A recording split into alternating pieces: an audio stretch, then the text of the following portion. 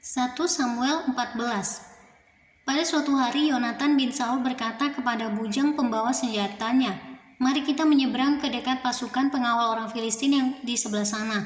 Tetapi tidak diberitahukannya hal itu kepada ayahnya. Adapun Saul duduk di ujung Gibea di bawah pohon delima yang di Migron. Dan rakyat yang ada bersama-sama dengan dia itu kira-kira 600 orang banyaknya. Ahia, anak Ahitub, saudara Ikabod, anak Pinehas, anak Eli imam Tuhan di Silo, dialah yang memakai baju efod pada waktu itu. Tetapi rakyat tidak tahu tentang perginya Yonatan itu. Di antara pelintasan-pelintasan bukit yang dicoba Yonatan menyeberanginya ke arah pasukan pengawal orang Filistin, ada ujung bukit batu di sebelah sini dan ada ujung bukit batu di sebelah sana. Yang satu bernama Bozez, yang lain bernama Sene. Ujung yang satu berdiri di sebelah utara di tentangan Mikmas, yang lain di sebelah selatan di tentangan Geba. Berkatalah Yonatan kepada bujang pembawa senjatanya itu, "Mari kita menyeberang ke dekat pasukan pengawal orang-orang yang tidak bersunat ini. Mungkin Tuhan akan bertindak untuk kita. Sebab bagi Tuhan tidak sukar untuk menolong, baik dengan banyak orang maupun dengan sedikit orang."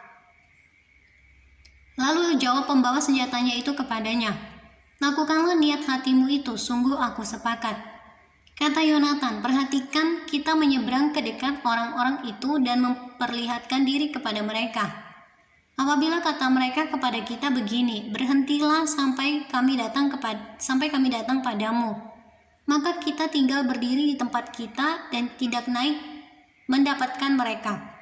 Tetapi apabila kata mereka begini, 'Naiklah kemari,' maka kita akan naik. Sebab kalau demikian Tuhan telah menyerahkan mereka ke dalam tangan kita. Itulah tandanya bagi kita."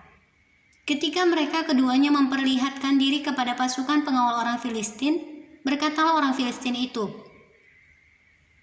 "Lihat, orang-orang Ibrani keluar dari lubang-lubang tempat mereka bersembunyi." Orang-orang dari pasukan pengawal itu berseru kepada Yonatan dan pembawa senjatanya, katanya, "Naiklah kemari, maka kami akan menghajar kamu."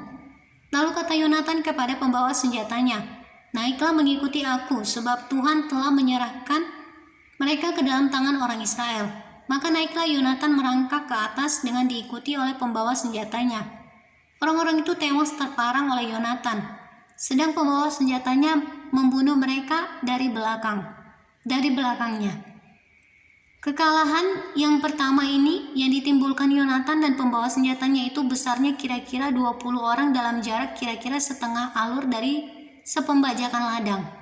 Lalu timbullah kegentaran di perkemahan, di padang dan di antara seluruh rakyat. Juga pasukan pengawal dan penjara-penjara itu gentar dan bumi gemetar, sehingga menjadi kegentaran yang dari Allah. Ketika peninjau-peninjau Saul di Gibea, Benyamin melihat hal itu dan sesungguhnya orang ramai seperti ombak berjalan ke sana kemari, berkatalah Saul kepada tentara yang bersama-sama dengan dia itu, "Periksalah barisan dan lihatlah siapa yang pergi daripada kita." Mereka memeriksa barisan dan ternyata Yonatan dan pembawa senjatanya tidak ada. Lalu kata Saul kepada Ahia, "Bawalah baju efod kemari." Karena pada waktu itu dialah yang memakai baju efod di antara orang Israel. Tetapi sedang Saul berbicara kepada imam itu, maka kian kemari kian bertambahlah keributan di perkemahan orang Filistin. Sehingga Saul berkata pula kepada imam itu, "Biarlah." Kemudian berkumpullah Saul dan seluruh rakyat yang bersama-sama dengan dia itu, dan ketika mereka sampai ke tempat pertempuran, tampaklah setiap orang menikam temannya dengan pedang, suatu huru-hara yang sangat besar. Lagi pula orang-orang Ibrani yang telah lama tinggal pada orang Filistin dan yang telah ikut maju dalam tentara mereka juga berbalik untuk bergabung dengan orang-orang Israel yang ada bersama-sama dengan Saul dan Yonatan. Bahkan ketika semua orang Israel yang telah bersembunyi di pegunungan Efraim mendengar bahwa orang Filistin telah lari, orang-orang itu pun bergabung dengan mereka dalam pertempuran. Demikianlah Tuhan menyelamatkan orang Israel pada hari itu. Pertempuran itu meluas sampai lewat Bet Awen. Yonatan dibebaskan dari kutuk. Ketika orang-orang Israel terdesak pada hari itu, Saul menyuruh rakyat mengucapkan kutuk. Katanya, "Terkutuklah orang yang memakan sesuatu sebelum matahari terbenam dan sebelum aku membalas dendam terhadap musuhku. Sebab itu tidak ada seorang pun dari rakyat yang memakan sesuatu.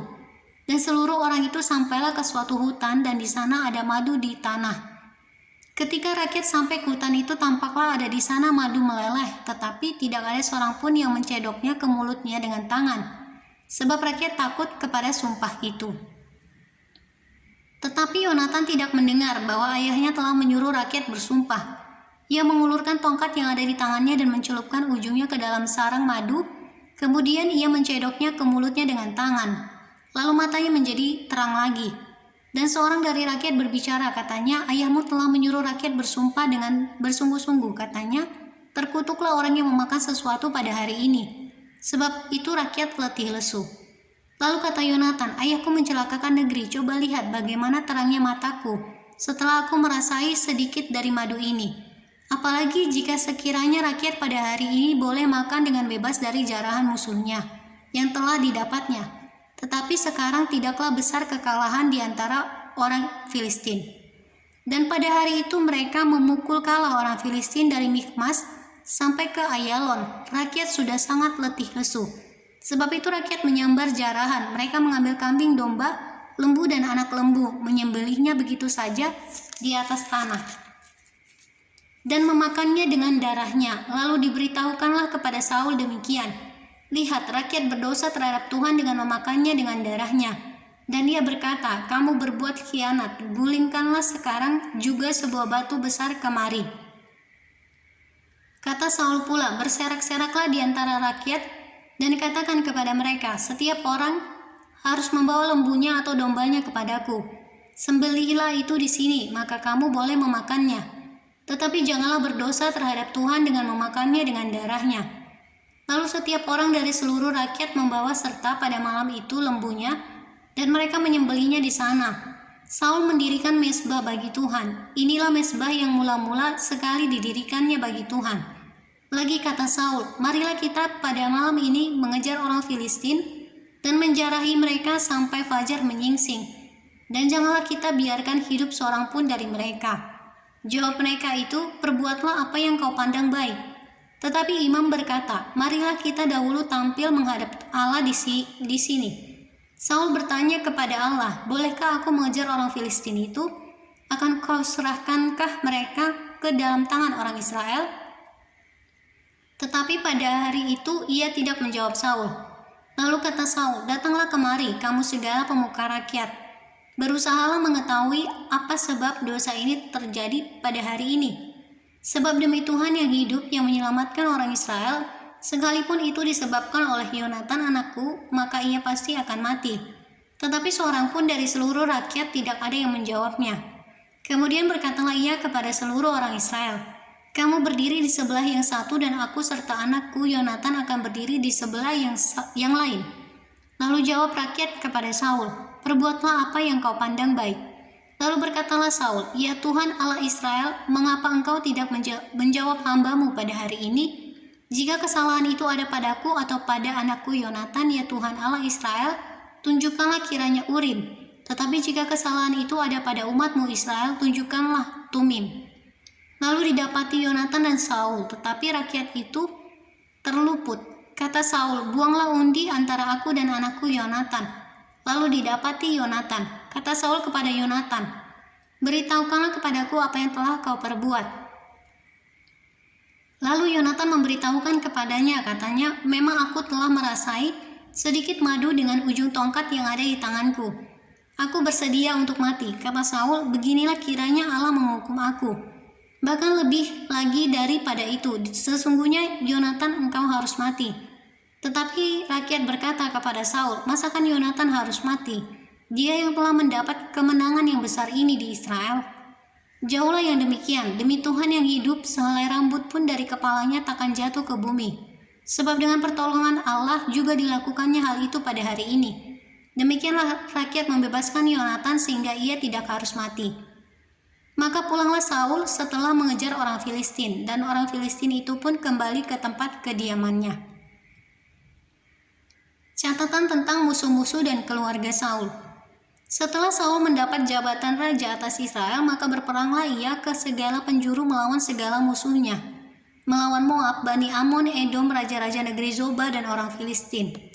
Dan kemanapun ia pergi, ia selalu mendapat kemenangan. Ia melakukan perbuatan-perbuatan yang gagah perkasa, memukul kalah orang Amalek, dan melepaskan Israel dari tangan orang-orang yang merampasi mereka.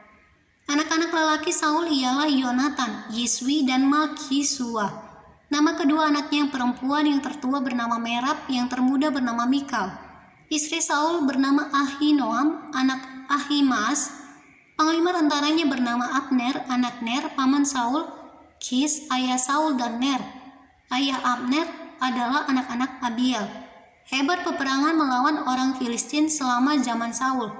Dan semua pahlawan dan orang gagah perkasa yang dilihat Saul dikumpulkannya kepadanya.